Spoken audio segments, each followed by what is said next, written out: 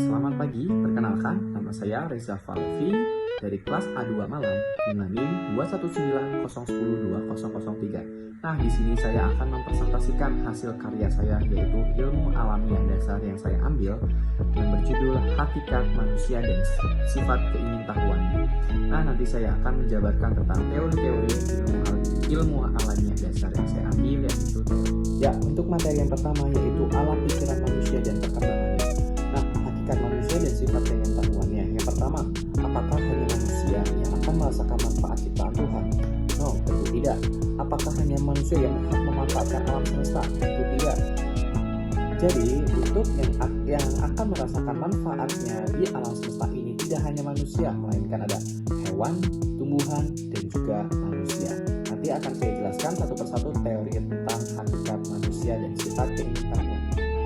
Nah, yang pertama tentang pengertian hakikat manusia. Nah, manusia pada hakikatnya merupakan makhluk hidup yang unik. Kenapa bisa dibilang itu? Karena manusia memiliki kemampuan berpikir dan bernalar dengan akal serta nuraninya. Nah, itu akan memungkinkan untuk selalu berbuat yang lebih baik dan bijaksana untuk dirinya maupun lingkungannya. Nah, makhluk hidup yang memiliki tenaga yang dapat menggerakkan hidupnya untuk memenuhi segala kebutuhannya. Terus, individu yang memiliki sifat rasional yang bertanggung jawab atas tingkah laku intelektual dan sosial. Ya, seperti yang saya bilang tadi, apakah hanya manusia yang akan memanfaatkan alam semesta ini? Tentu tidak, karena ada hewan serta tumbuhan. Nah, semua ciptaan Tuhan ini, baik manusia, hewan serta tumbuhan ini itu berhak semuanya memanfaatkan apa yang tersedia di muka bumi ini atau di alam semesta ini, karena mereka akan saling membutuhkan dan saling bergantungan satu sama lain. Nah, selanjutnya saya akan menjelaskan terkait kelebihan manusia. Nah, satu, manusia sebagai makhluk yang berpikir dan bijaksana atau yang disebut dengan Homo sapiens yang dicerminkan dalam tindakan dan perilakunya terhadap lingkungan sekitarnya masing-masing. Yang kedua, manusia sebagai pembuat alat karena sadar akan keterbatasan inderanya. Yang ketiga, manusia dapat berbicara atau yang dengan disebut Homo language, baik secara lisan maupun tulisan. Yang keempat, manusia dapat hidup bermasyarakat atau yang disebut dengan Homo socius dan berbudaya atau yang disebut dengan Homo humanis. Yang kelima, manusia dapat mengadakan usaha atau yang disebut Homo economicus. Yang keenam, manusia mempunyai kepercayaan dan beragama atau yang disebut dengan Homo religius. Selanjutnya saya akan menjelaskan terkait sifat keunikannya manusia. Yang pertama, organ tubuhnya yang kompleks dan sangat khusus, terutama otaknya, sehingga manusia tersebut merupakan makhluk yang cerdas dan bijaksana atau yang disebut dengan Homo sapiens. Selain itu, manusia juga mampu mengandalkan metabolismenya. Dan yang kedua, memiliki potensi untuk tumbuh bergerak dan berkembang biak. Yang ketiga, memberikan tanggapan terhadap rangsangan dari dalam atau dari luarnya. Yang keempat, berinteraksi dengan lingkungan sekitar mereka. Kenapa tadi saya bilang manusia dapat berinteraksi dengan lingkungan sekitar? Karena manusia disebut dengan Homo faber, yaitu dapat membuat atau dapat menciptakan alat-alat dan dapat menggunakannya. Yang kedua, manusia disebut dengan Homo language, yaitu manusia dapat berbicara sehingga apa yang menjadi pemikiran dalam otaknya itu dapat disampaikan melalui bahasa lisan maupun tulisan. Yang ketiga, manusia dapat hidup bermasyarakat atau berbudaya. Yang kelima, manusia dapat mengadakan usaha atas dasar perhitungan ekonomi. Yang keenam, manusia juga mengenal keindahan di sekelilingnya. Yang ketujuh, manusia memiliki kepercayaan dan beragam. Selanjutnya saya akan menjelaskan terkait rasa keingintahuannya manusia atau yang disebut dengan curiosity. Nah, yang pertama, apa sih keingintahuan? Keingintahuan ini sama dengan pengetahuan. Pengetahuan ini adalah segala sesuatu yang telah diketahui. Salah satu pengetahuan yaitu ilmu pengetahuan alam.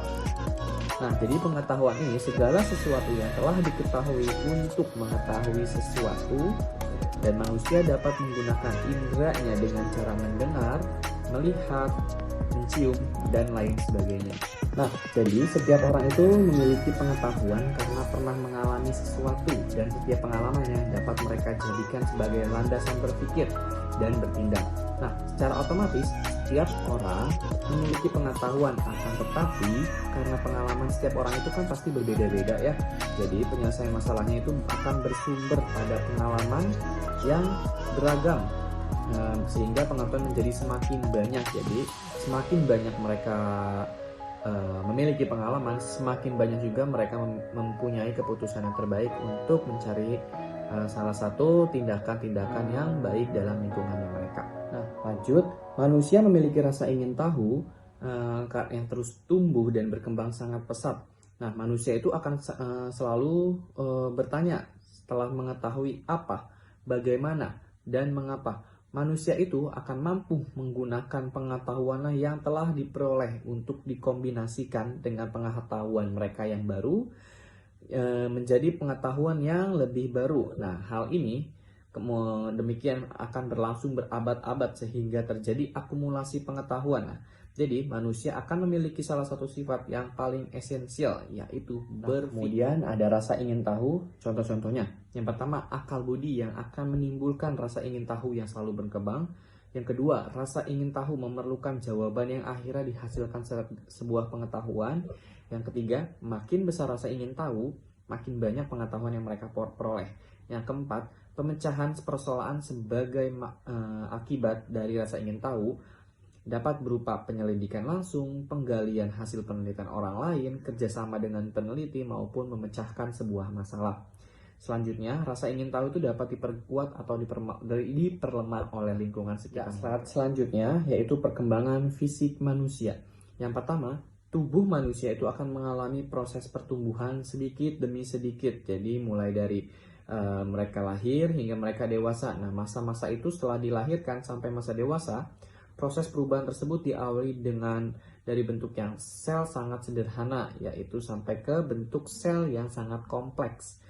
Ya, selanjutnya itu manusia itu berasal dari sel telur yang bersatu membentuk embrio, kemudian tumbuh menjadi banyak, serta melakukan diferensiasi dan berkembang menjadi bayi yang dilahirkan ke muka bumi.